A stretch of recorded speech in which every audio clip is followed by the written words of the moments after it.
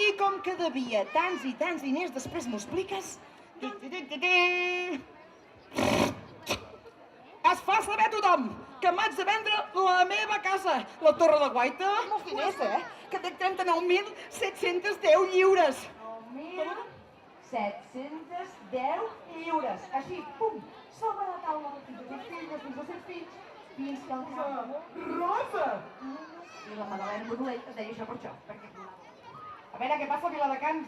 Això és cultura general, Com que tenia pocs amics, no tenia cap.